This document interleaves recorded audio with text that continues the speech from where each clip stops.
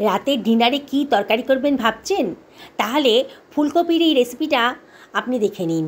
অসাধারণ টেস্টি, একেবারে নতুন ধরনের ফুলকপির রেসিপি নিয়ে এসে হাজির হয়েছি। যাকে খাওয়াবেন না সে কিন্তু আপনার রান্নার প্রশংসা করবে।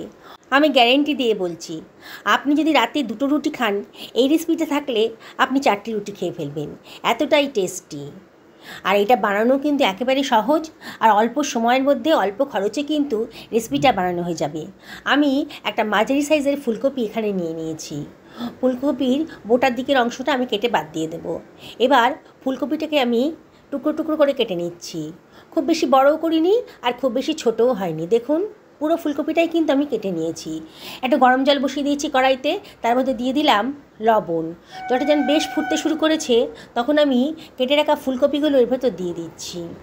ফুলকপির ভেতরে অনেক সময় অনেক পোকা টোকা থাকে, এভাবে যদি একটু ভাপিয়ে নেন তাহলে পোকাগুলো মরে যাবে। আর এভাবে ভাপিয়ে রান্না করলে রান্নার তেলটাও কম লাগবে, আর গ্যাস অম্বলটাও কিন্তু একটু কম হয়ে যায়। এবার মিনিটখানেক এটাকে ফুটিয়ে নিয়ে আমি একটা ছাঁকনির সাহায্যে ফুলকপিটাকে জল থেকে তুলে একটা পাত্রের ভেতর শুকাতে দিয়েছি, মানে ঠান্ডা করতে দিয়েছি আর কি। একটা মাঝারি সাইজে ক্যাপসিকাম আমি কেটে নিয়েছি, লম্বা লম্বা করে ক্যাপসিকামটাকে কেটে নিলাম। আমি লম্বা লম্বা করে কেটেছি, আপনারা যেমন খুশি শেপে দিতে পারেন। আমি এখানে 3খানা পেঁয়াজ নিয়ে নিয়েছি, তার মধ্যে 2খানা পেঁয়াজকে আমি একটু বড় বড় সাইজের করে কেটে নিয়েছি, দেখুন। আর একটা পেঁয়াজকে আমি খুব ঝিরিঝিরি করে কেটে নিচ্ছি। আমি পেঁয়াজটাকে ঝিরিঝিরি করে ছুরি দিয়ে কেটে নিচ্ছি, আপনারা ইচ্ছে করলে গ্রেটারের সাহায্যে গ্রেট করেও নিতে পারেন। কড়াইতে সর্ষের তেল গরম করতে দিয়ে দিয়েছি। তেলটা যেন বেশ গরম হয়ে গেছে, ভাপিয়ে রাখা ফুলকপিটা এর ভেতর দিয়ে দিলাম। আর এর ভেতর দিয়ে দিচ্ছি সামান্য একটুখানি লবণ, আর দিয়ে দেব সামান্য একটুখানি হলুদের গুঁড়ো, জাস্ট কালারের জন্যে। একটুখানি কাশ্মীরি লঙ্কার গুঁড়োও দিয়ে দিলাম, জাস্ট কালারের জন্যে। এবার সব কিছু আমি ভালো করে মিশিয়ে নিচ্ছি।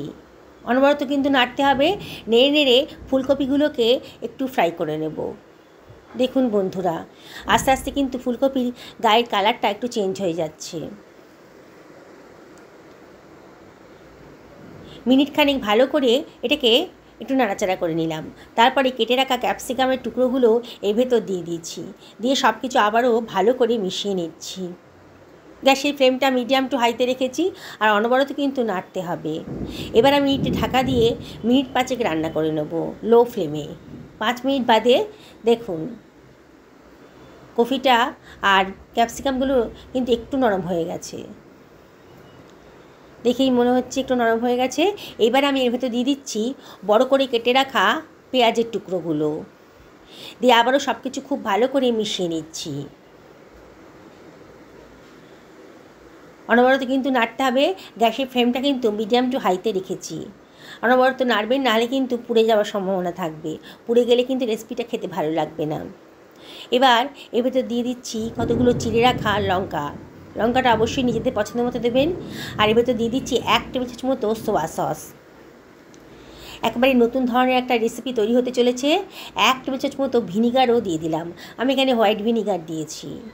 আর দিয়ে দিচ্ছি 2খানা টমেটোকে আমি বড় বড় করে কেটে রেখেছিলাম, সেটাও দিয়ে দিলাম। দিয়ে সব কিছু ভালো করে মিশিয়ে নিচ্ছি। অনবরত কিন্তু নাড়তে হবে। দেখুন বন্ধুরা, সবজির কালারগুলো কিন্তু একেবারে চেঞ্জ হয়ে গেছে। দারুণ স্বাদের রেসিপিটা একবার যদি বানিয়ে খান না, রোজ আপনাদের এইভাবে বানিয়ে খেতে ইচ্ছা করবে। আমি এবার কড়াই থেকে সবজিগুলোকে তুলে অন্যটা পাত্রের ভেতর রেখে দিচ্ছি। দেখুন সবজিগুলো অনেকটাই নরম হয়ে গেছে। কড়াইটা পরিষ্কার করে ভেতর দিয়ে দিয়েছি 2 টেবিল চামচ মতো সর্ষের তেল, 1/2 টেবিল চামচ মতো গোটা জিরে দিয়ে দিলাম, আর দিয়ে দিলাম কতগুলো দারচিনির টুকরো, দিয়ে দিলাম 1 টেবিল চামচ মতো গোটা গোলমরিচ, আর কুচি করে কেটে রাখা পেঁয়াজ কুচিটাও দিয়ে দিলাম। দিয়ে সব কিছু খুব ভালো করে মিশিয়ে নিচ্ছি। গ্যাসের ফ্লেমটা মিডিয়াম টু হাইতে রেখেছি, আর অনবরত কিন্তু নাড়তে হবে। দেখুন আস্তে আস্তে কিন্তু পেঁয়াজের কালারটা চেঞ্জ হয়ে যাচ্ছে। এবারে আমি এর ভিতর দিয়ে দিচ্ছি 1 টেবিল চামচ মতো আদা রসুন বাটা, 1/2 টেবিল চামচ মতো লবণ দিয়ে দিলাম। লবণটা অবশ্যই একটু বুঝে শুনে দেবেন। আগে কপি ভাপানো আর কপি ভাজার সময় কিন্তু আমি একটু লবণ দিয়েছিলাম। 1/2 টেবিল চামচ মতো জিরের গুঁড়ো, 1/2 টেবিল চামচ ধনের গুঁড়ো, 1/2 টেবিল চামচ মতো লঙ্কার গুঁড়ো, আর 1/2 টেবিল চামচ মতো কাশ্মীরি লঙ্কার গুঁড়ো দিয়ে দিলাম। জাস্ট কালারের জন্য কাশ্মীরি লঙ্কার গুঁড়োটা দিয়েছি। দিয়ে সব কিছু আমি ভালো করে মিশিয়ে নিচ্ছি। মশলাটা কিন্তু ভালো করে কষিয়ে নিতে হবে।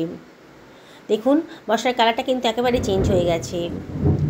এবার আমি সামান্য একটুখানি জল দিয়ে দিচ্ছি।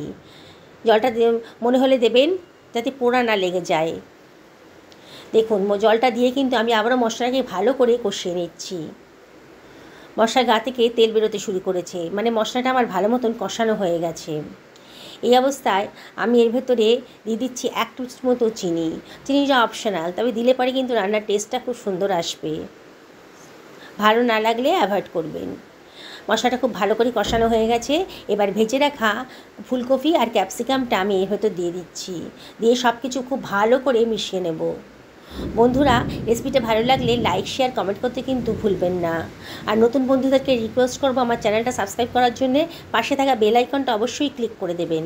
তাহলে আমার রান্নার নোটিফিকেশানটা আপনারা চটজলদি পেয়ে যাবেন। যদি ফেসবুক থেকে দেখেন তাহলে আমার পেজটাকে ফলো করার জন্য রিকোয়েস্ট করব।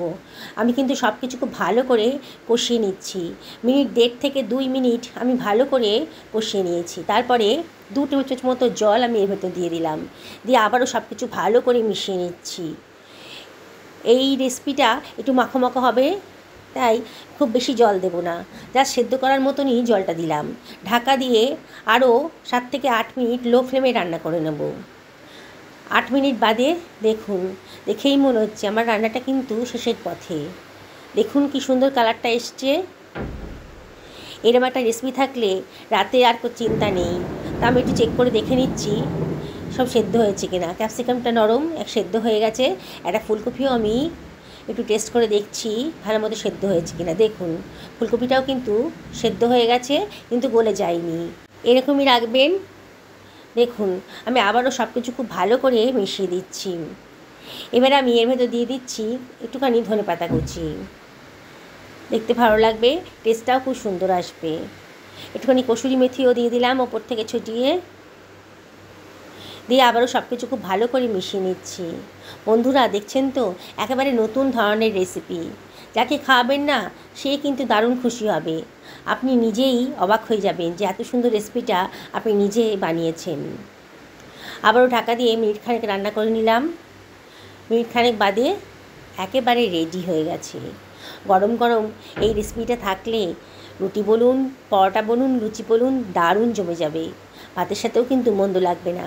আমি একটা সার্ভিং প্লেটে এটা সার্ভ করে দেখাচ্ছি।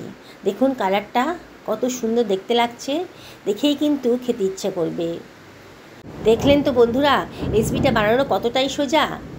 ম্যাক্সিমাম 15 মিনিট টাইম লেগেছে এই রেসিপিটা বানাতে, কিন্তু এর স্বাদ কিন্তু আপনি 3 দিন ধরে মনে রাখবেন। যখনই বাড়িতে ফুলকপি আসবে না তখনই মনে হবে যে এইভাবে বানিয়ে খাই, এতটাই টেস্টি। কি বানাতে ইচ্ছে করছে তো? তাহলে অবশ্যই একদিন বানিয়ে ফেলুন। আমি সার্ভিং প্লেটে সার্ভ করে দেওয়ার পর উপর থেকে একটু ধনেপাতা ছিটিয়ে দিচ্ছি। দেখুন বন্ধুরা কত সুন্দর দেখতে লাগছে, দেখেই কিন্তু জিভে জল চলে আসবে। না বানিয়ে থাকতেই পারবেন না। একবার যদি বানান না, গ্যারেন্টি দিয়ে বলছি বন্ধুরা, বারে বারে আপনাদের এই রেসিপিটা বানাতে ইচ্ছা করবে। দেখুন কালার এত সুন্দর দেখতে লাগছে। আমি একটুখানি কাঁটা চামচে দিয়ে দেখাচ্ছি, একেবারে সেদ্ধ হয়ে গেছে সব কিছু। আজকের রাতে ডিনার তো আমার রেডি হয়ে গেল। আপনারা কি করবেন ভাবছেন? সকলে ভালো থাকুন এই কামনাই করি।